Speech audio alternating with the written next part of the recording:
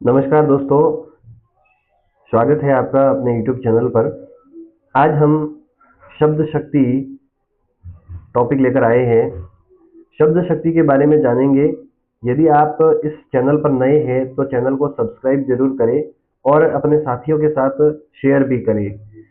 चलिए दोस्तों, शुरू करते हैं अपना टॉपिक शब्द शक्ति। शब्द शक्ति के बारे में हम सबसे पहले तो शब्द शक्ति की परिभाषा जानेंगे। परिभाषा के बाद में इसके जो प्रकार है उन प्रकारों को भी देखेंगे। शब्द शक्ति 3 प्रकार की होती है। इसके तीनों ही प्रकारों को हम चर्चा करेंगे। इसके तीनों ही प्रकारों की हम विस्तार से चर्चा करेंगे। तो चलिए शुरू करते हैं वीडियो को। शब्द शक्ति। शब्द शक्ति का अर्थ है शब्द की शक्ति या शब्द की ताकत।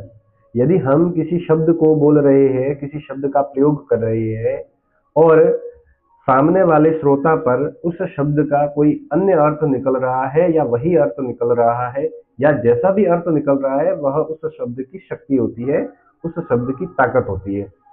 मान लीजिए हमने यह कहा कि वह गधा आ रहा है और वहां से यदि कोई पशु ही आ रहा है और वो गधा है तो इसका सामान्य रूप से अर्थ निकला और हमारी जो शक्ति है, शब्द शक्ति है, वह भी सामान्य रूप से अभिधा शब्द शक्ति हुई।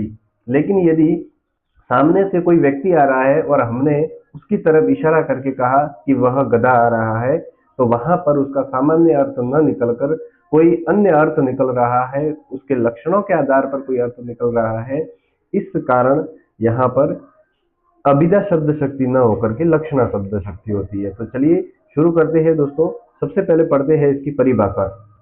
शब्द शक्ति की परिभाषा: बुद्धि का वह व्यापार या क्रिया जिसके द्वारा किसी शब्द का अर्थ निश्चित रूप से ज्ञात होता है उसे क्या कहते हैं? शब्द शक्ति कहते हैं। बुद्धि का वह व्यापार, इसको सामान्य रूप से ऐसे भी कह सकते हैं सरल ढंग से कि वाक्य में प्रयुक्त होने वाले शब्दों का अर्थ जानने के लिए बुद्धि द्वारा जिस शक्ति का प्रयोग किया जाता है उसे शब्द शक्ति या शब्द वृत्ति भी कहते हैं।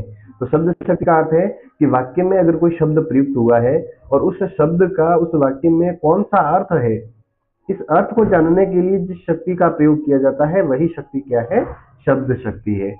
तो आगे बढ़ते हैं दोस्तों। शब्द शक्ति के प्रकार। शब्द शक्ति के कितने प्रकार है इसको देखते हैं। 3 प्रकार के शब्दों का बोध कराने वाली शब्द शक्तियां भी 3 प्रकार की होती हैं।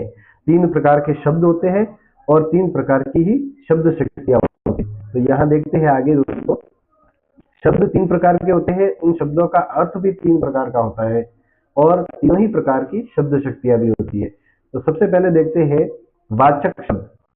वाचक शब्द का अर्थ होता है कि सामान्य रूप से हमारे द्वारा प्रयोग में लाया गया जो शब्द है वह शब्द उस शब्द का लोक प्रचलित या सामान्य अर्थ यदि हम लेते हैं तो वह वाचक शब्द कहलाता है। और उस वाचक शब्द का, उस शब्द का जो अर्थ है वह वाच्यार्थ या अभिव्यक्त होता है और वहां पर प्रयुक्त होने वाली जो शब्द शक्ति है वह अभिधा शब्द शक्ति कहलाएगी।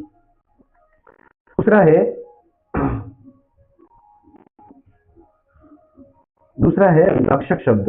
लक्षक शब्द, इसका जो अर्थ है वह लक्ष्यार्थ कहलाएगा और इसको हम आरोपी अर्थ भी कहते हैं क्योंकि आरोप किया जाता है एक अर्थ का और यहाँ प्रयुक्त होने वाली जो शब्द शक्ति है वह लक्षणा शब्द कहलाएगी।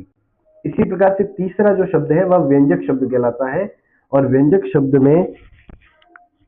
शब्द में अर्थ है वो व्यंग्यार्थ कहलाता है या प्रतीयमान अर्थ कहलाता है और यहाँ प्रयुक्त होने वाली शक्ति शब्द शक्ति जिसको हम व्यंजना शब्द शक्ति कहते हैं।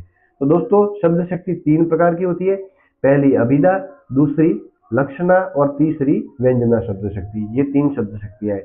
चलिए हम पहली शब्द शक्ति को पढ़ते हैं जो कि है अभिधा शब्द शक्ति।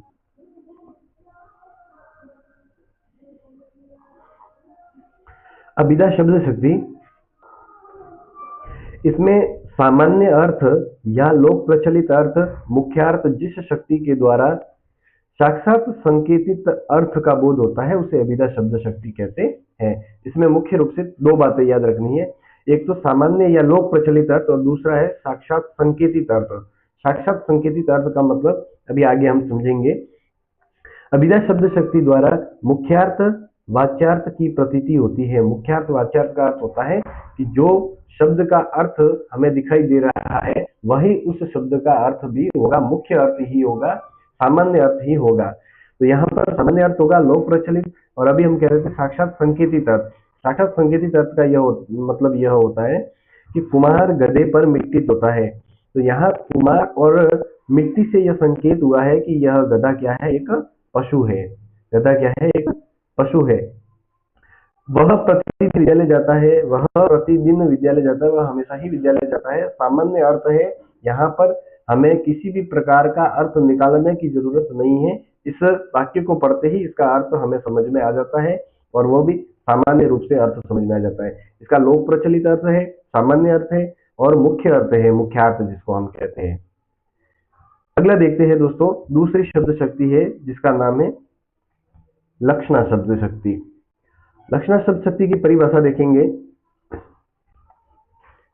जब वाक्य में मुख्यार्थ बाधित होने पर किसी रूढ़ि या प्रयोजन के कारण मुख्यार्थ से संबंधित कोई अर्थ ग्रहण किया जाता है तो वहां पर लक्षणा शब्द शक्ति होती है। उसमें दोस्तों क्या था कि सामान्य अर्थ जो है अभिधा शब्द शक्ति में, सामान्य अर्थ या जो मुख्य अर्थ है उसी को लिया था, वही अभिधा था, और उसी में अभिधा शब्द शक्ति होती थी।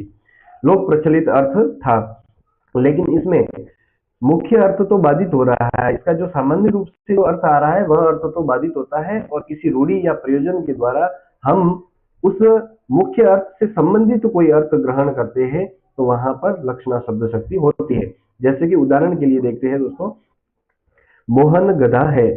अब यहाँ पर मोहन तो एक लड़का है, वह गधा तो हो नहीं सकता, लेकिन यहाँ पर उस गधे के लक्षण दिखाए गए हैं, और लक्षण दिखाए गए हैं तो यहाँ मुख्य अर्थ तो बाधित हो गया। मुख्य अर्थ क्या था, पशु था, गधा एक पशु होता है, तो वो तो बाधित हो गया।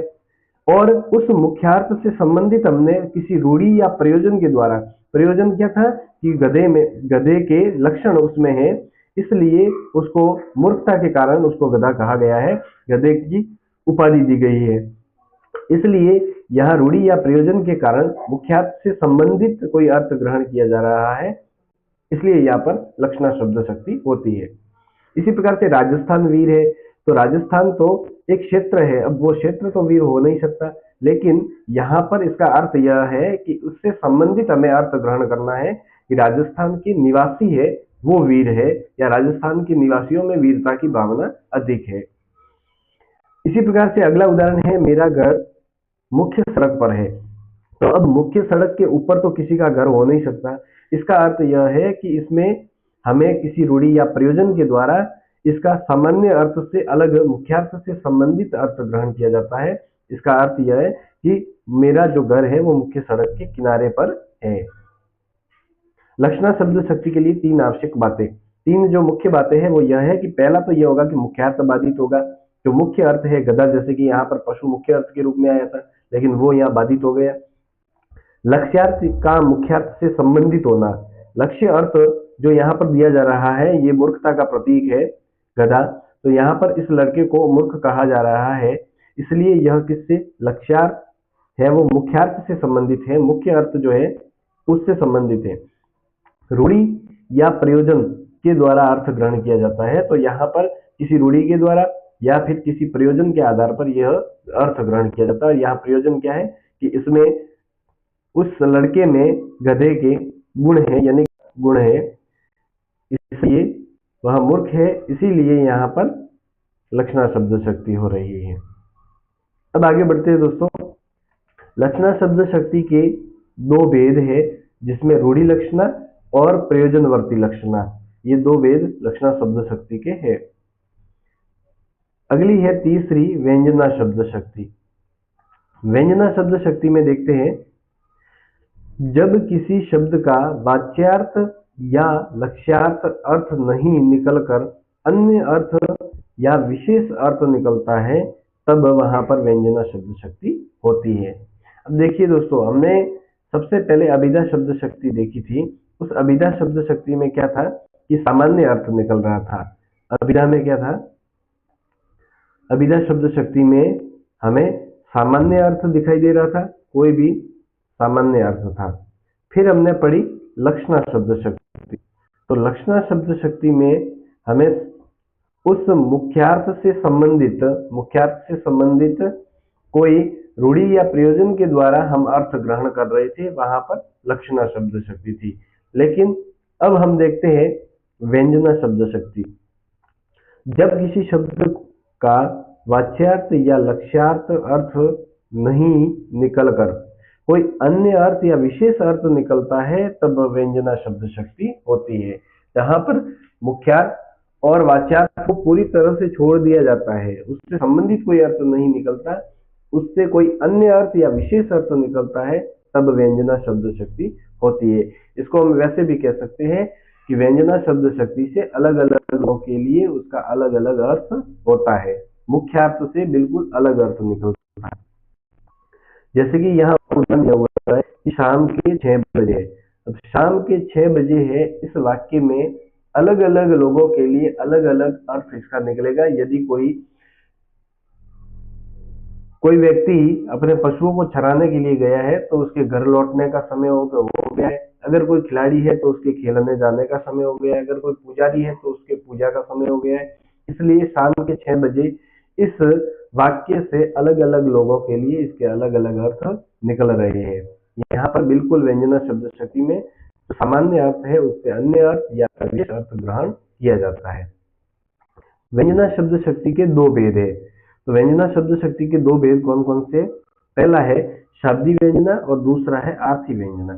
शाब्दी व्यंजना का अर्थ जैसा कि से ही है कि शब्द विशेष के कारण यदि व्यंग्यार्थ हो तो शाब्दी व्यंजना होती है, और यदि अर्थ विशेष के कारण व्यंजना का बोध हो तो आर्थी व्यंजना होती है। यहाँ पर इसका उदाहरण भी दिया है कि फली सकल मन कामना लुट्यो अगणित चैन। फली सकल मन कामना लुट्यो अगणित चैन, आज अंशे हरि रूप रखी भय प्रफुल्लित नैन। और दूसरा जो उदाहरण दिया है, प्राकृतिक सुषमा में कमल तो कमल ही है।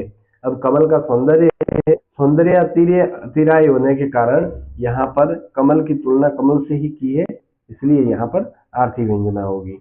धन्यवाद दोस्तों, अब मिलते हैं अगले टॉपिक में। तब तक के लिए हमारे साथ बने रहिए, और इस चैनल पर यदि नए हो तो सब्सक्राइब जरूर करें। धन्यवाद। जय भारत, जय हिंद, राम राम।